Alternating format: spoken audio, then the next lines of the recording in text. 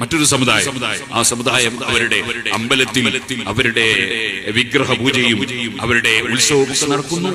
നമ്മൾ അവിടെ പോയി കല്ലെറിയാൻ പാടില്ല, അവിടെ പോയി അവരെ ഇൻസൾട്ട് ആക്കാൻ പാടില്ല. ഒന്നും നമുക്ക് ഖുർആൻ അനുവദിച്ചു തന്നിട്ടില്ല. അവർ ലക്കും ദീനുക്കും വലിയ ദീൻ, അവരെ മതവുമായി അവർ പോകുന്നു, നമ്മുടെ മതവുമായി നമ്മൾ നീങ്ങുന്നു.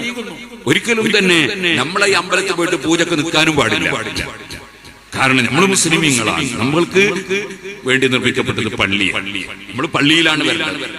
അതേസമയത്ത് ആ പൂജയിൽ ഹിന്ദു സഹോദരന്മാര് പോകുമ്പോ നമുക്കതിൽ യാതൊരു പ്രശ്നം ഉണ്ടാകാൻ പാടില്ല. അത് അവരുടെ ആചാരം അവർ നടത്തുന്നു, നമ്മൾ നമ്മുടെ ആചാരം നടത്തുന്നു. അത് കൂട്ടിക്കുഴക്കാനും പാടില്ല.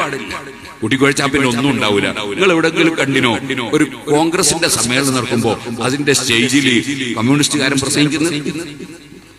ഏതെങ്കിലും കമ്മ്യൂണിസ്റ്റുകാരന്റെ പരിപാടി നടക്കുമ്പോ അതിൽ കോൺഗ്രസ്സുകാരൻ വന്ന് പ്രസംഗിക്കുന്ന നിങ്ങൾ ആരോ കണ്ടിരുന്നു? അതില്ലല്ലോ. അതിന്റെ ക്യാമ്പിൽ കോൺഗ്രസിന്റെ ആൾക്കാർ വന്നിട്ട് കമ്മ്യൂണിസ്റ്റിന്റെ ക്യാമ്പിൽ കമ്മ്യൂണിസ്റ്റുകാരെ ക്യാമ്പിൽ പങ്കെടുക്കുമോ? ഇല്ലല്ലോ. എന്തുകൊണ്ടാ? അങ്ങനെ കൂട്ടിക്കലർത്തിയ പിന്നെ എല്ലാ പാർട്ടിയും തകരുന്നില്ല, എല്ലാ പാർട്ടിക്കാർക്കും അറിയാം.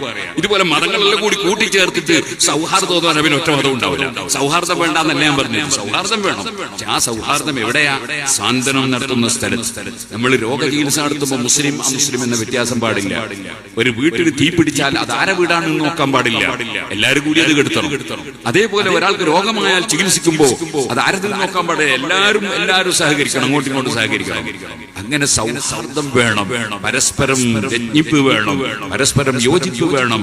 ഒരിക്കലും വർഗീയത ഇവിടെ വളരാൻ പാടില്ല. പക്ഷേ ലക്കും ദീനുക്കും വലിയ ദീൻ, ഓരോരുത്തർക്കും അവരുടെ മതമനുസരിച്ച് ജീവിക്കുക എന്നല്ലാതെ മതപരമായ രംഗത്തൊരു അഡ്ജസ്റ്റ് ചെയ്തിട്ട് കുറെ അതും കുറെ ഇതും ഇങ്ങനെ കൂട്ടിക്കലർത്തിയിട്ടുള്ളൊരു മതം ആരും സ്വീകരിക്കുന്നത് കടുത്ത അക്രമമായി പോകും.